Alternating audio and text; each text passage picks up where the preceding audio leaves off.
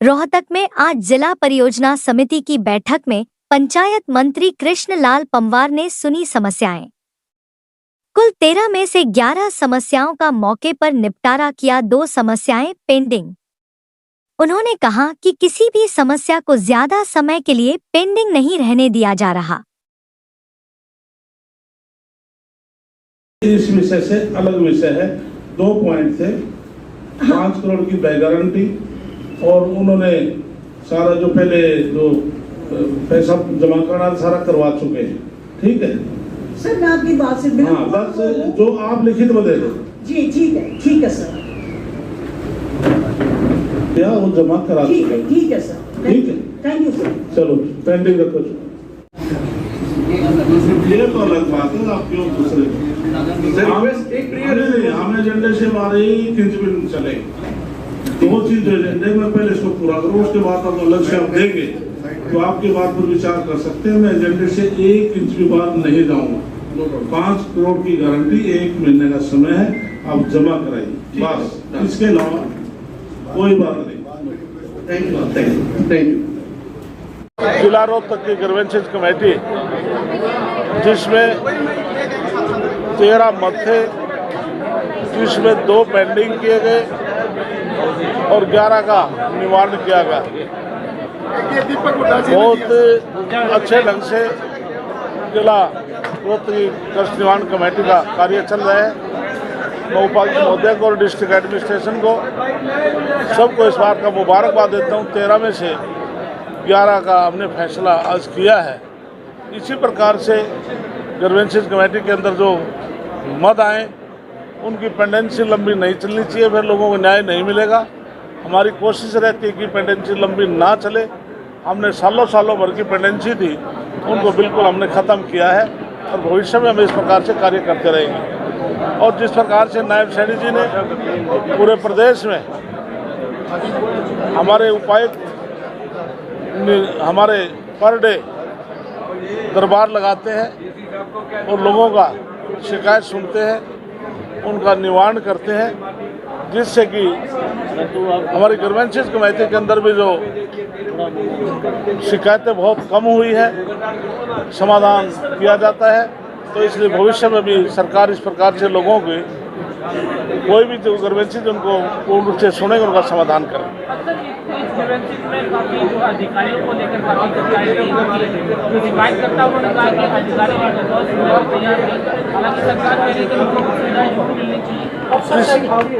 इसके लिए अधिकारियों को निर्देश दिए हैं कि कोई भी वरिष्ठ अधिकारी है या कनिष्ठ अधिकारी है, जनता की बात सहानुभूतिपूर्ण से सुने, उनका सम्मान करें और कार्य कराएं। तो इसलिए अधिकारियों का स्पष्ट कहा कि आपके सामने कहा है, लेकिन जनता का भी फर्ज है, अधिकारी हमारे सम्मानित हैं, सरकार का हिस्सा हैं, उनका सम्मान करें। तो एक लड़का किस तरह से अधिकारी के बारे में अनपार्लियामेंट शब्द बोल रहा था, उसको हमने उनको टोका। आप अधिकारियों का सम्मान करें और अधिकारियों को स्पष्ट कहा कि कोई व्यक्ति आता है तो उनकी बात सुनकर उसका निवारण करें।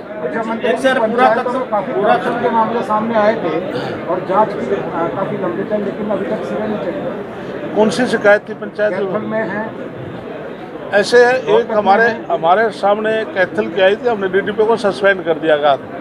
तो इसलिए कोई भी शिकायत हमारे पास आती है तो हम बाकायदा इंक्वायरी कराते हैं। कोई उसमें वरिष्ठ अधिकारी भी कोई उसमें शामिल मिलता है तो हम उसको सस्पेंड करते हैं। जांच में क्या पाया सस्पेंड नहीं, उसके लिए डिपार्टमेंट उसकी इंक्वायरी करता है, तो तथ्य सामने आते हैं, उसके बाद उसको पनिशमेंट दी जाती है। रूल 7 करते हैं, चार्जशीट करते हैं, रूल 7 करते हैं, तो फाइनल रिपोर्ट आने के बाद आपको बता दिया जाएगा। कब तक आएगा? विभाग इंक्वायरी करता है, अभी इंक्वायरी चल रही है।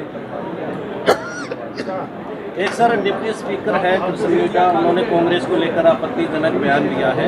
उन्होंने कहा कि कांग्रेस वाले तो अपनी मां से भी सबूत मांग सकते हैं। क्या कहा है? ऑपरेशन सिंदूर को लेकर जिस तरह से कांग्रेस के नेता सवाल उठा रहे थे, और जो कृष्ण मिड्डा हैं डिप्टी स्पीकर, वो उन्होंने आपत्तिजनक बयान दिया है। वो कह रहे कांग्रेस वाले अपनी मां से भी सबूत मांग सकते हैं। ऐसे है, ऑपरेशन सिंदूर पूरे देश के लिए एक बड़े गर्व की बात है कि प्रधानमंत्री नरेंद्र मोदी जी ने, अमित शाह जी ने, राजनाथ सिंह ने और CCS कमेटी ने पहली बार इतना कठोर फैसला किया कि जिन्होंने सिंधु जल समझौते को रद्द किया, इसके अलावा 48 घंटे के अंदर पाकिस्तान के जो उच्च आयोग थे उनको हिंदुस्तान छोड़ने के लिए फैसला किया, और जो पाकिस्तान के हिंदुस्तान में जो पासपोर्ट लेकर उनको पाकिस्तान वापसी जाने के लिए कहा। पानी और खून एकदम नहीं चल सकता। प्रधानमंत्री ने अपने भाषण में देश को ये संदेश दिया है, ये समय लड़ाई लड़ने का नहीं, ये समय उग्रवाद को समाप्त करने का है। तो मैं नमन करता हूँ भारत की सेना को, जिन्होंने पाकिस्तान के अंदर जाकर के उग्रवादी ठिकाने को ख़त्म किया है। हम नमन करते हैं। नहीं, मेरा सवाल ये है कि जो बीजेपी के नेता है काफ़ी आपत्तिजनक बयान दे रहे हैं। मध्य प्रदेश के मंत्रियों ने जो है सेना को लेकर बयान दिया था, उससे जो महिलाएं हैं कर्नल, और अब जो डिप्टी स्पीकर है मीटा, नहीं, इसलिए डिप्टी स्पीकर ने किस तरीके से वो बयान दिया, लेकिन मैं अपनी तरफ से मैं देश की सेना को मैं सल्यूट करता हूँ, और प्रधानमंत्री का जो फैसला है उसका पूरा देश सराहना करता है। पूरे देश में हजारों की संख्या में लोग, सभी धार्मिक संस्थाएं, सभी पार्टियां तिरंगा हाथ में लेकर के उन शहीदों का सम्मान कर रही हैं। ISI के झांसे में फंस रहे हैं युवा, प्रदेश के कई युवा गिरफ्तार हो गए जासूसी के मामले। तो क्या इसमें सरकार की पहले नजर नहीं थी, क्योंकि दर्जन भर मामले सामने आए? इसके